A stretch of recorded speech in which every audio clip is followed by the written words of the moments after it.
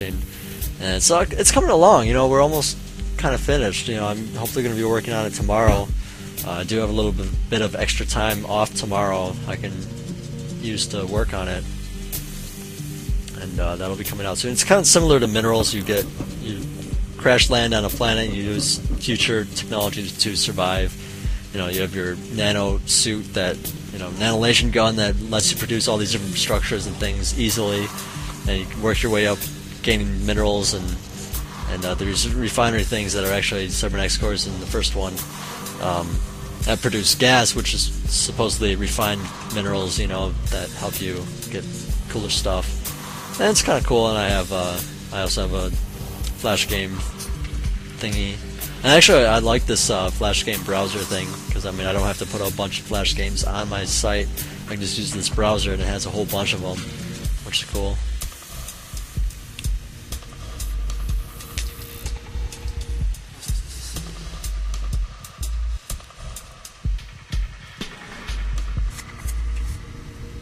Oops. Oh, it looks like the game has finished. Huh. Let's see what the outcome is. Let's turn this off. There we go. All right.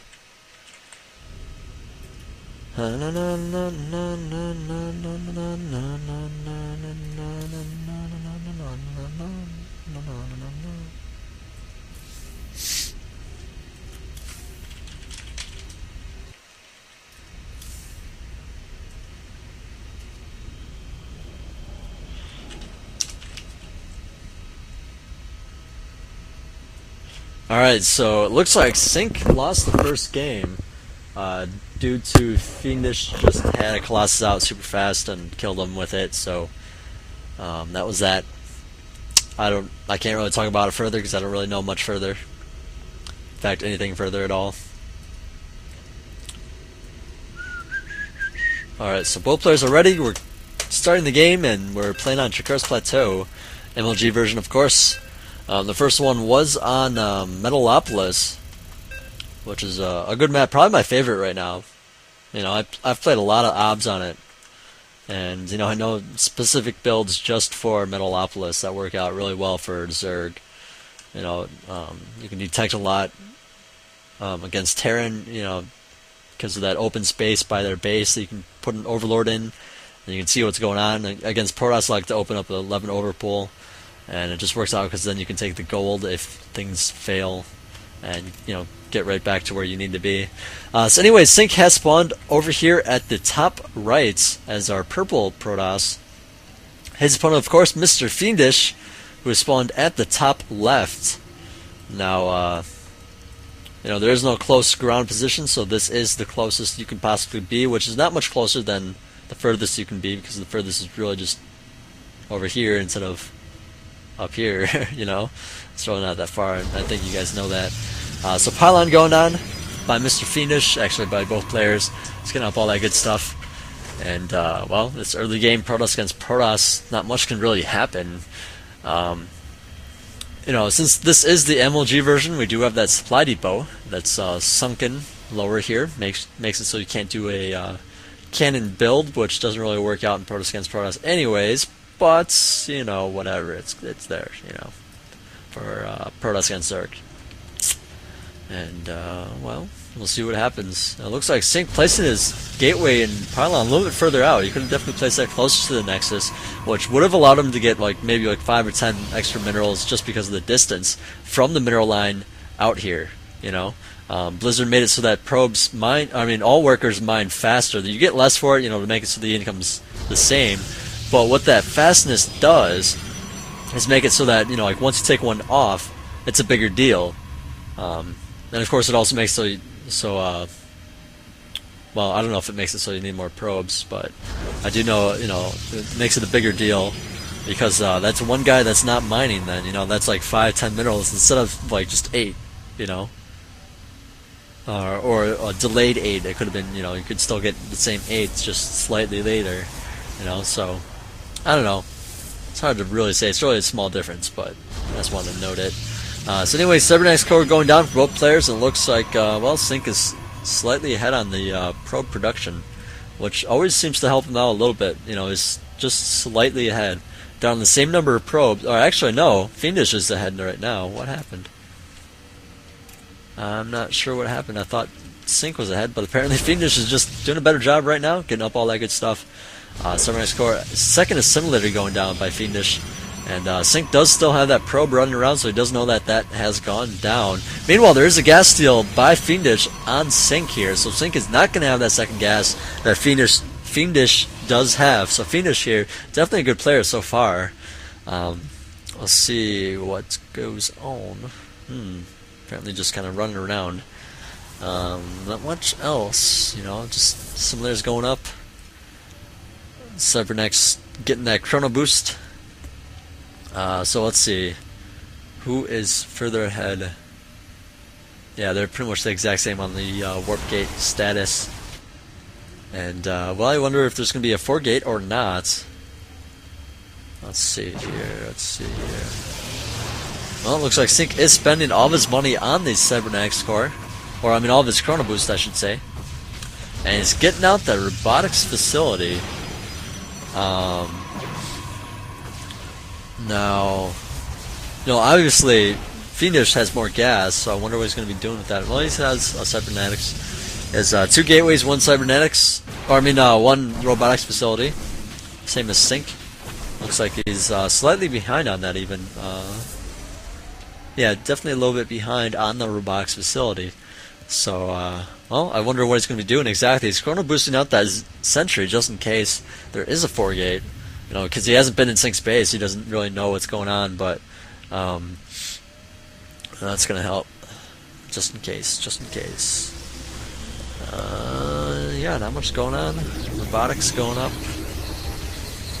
Alright, Immortal coming out for Sync, so Sync has decided to take out one of those Immortals before the Robotics Bay goes down, you know, get out that Colossus. You know, he's actually even getting that Immortal before the Observer. Now, that's not the worst call ever, just because, you know, like, say there is a 4 gate, then you get that Immortal out right in time, or, you know, just in the nick of time, or slightly, you know, slightly late, but I mean, it's better than, you know, waiting the time for the Observer.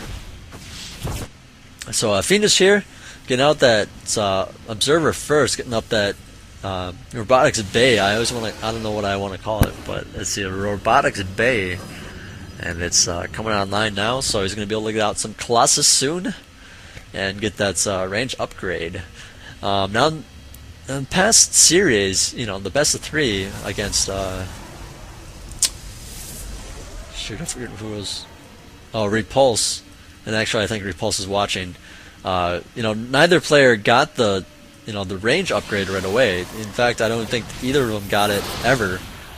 You know, so it's you know, it might be something Protoss players just delay against one another. I'm not really sure how it works out, but that's just what I've seen. So Sync did kind of pressure there a little bit, force the force field.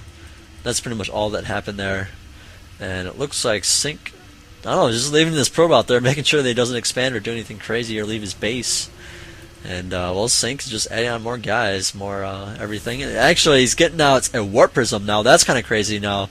I did not expect that to be coming on, but he's definitely making one, and he's going to be able to warp in guys in the back of Fiendish's base, or just around the map. You know, it could be like the same as a proxy pylon, pretty much, just on the move, you know. So, it looks like he's setting up that pylon down here. So he's definitely going to be offensive soon, getting up a bunch of guys. You can put 2 Immortals in this Warp Prism. You can fit 2 in there, and then you can just float on over there and warp in some guys. But it looks like he's just going to go over there. Now, the really good thing about this is, you know, Sync is going to be able to, first of all, put some Zealots in the back of Fiendish's base, possibly a couple of probes, which is going to help a little bit. You know, not the best, but it might even be an even trade, you know, depending on how fast Fiendish gets his troops over there. But at the same time, if you pressure the front while doing this, then you can do, you know, you can force your opponents to decide, okay, how many guys per base do I need for defense?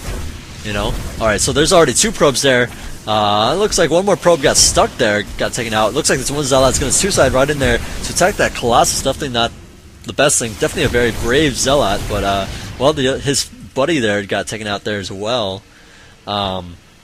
Now this Warp Prism, I mean, it looks like, Sync is not really using that Warp Prism right now. He could definitely use it later, like I said, to pressure the front as well as the natural, which is going to be really awesome.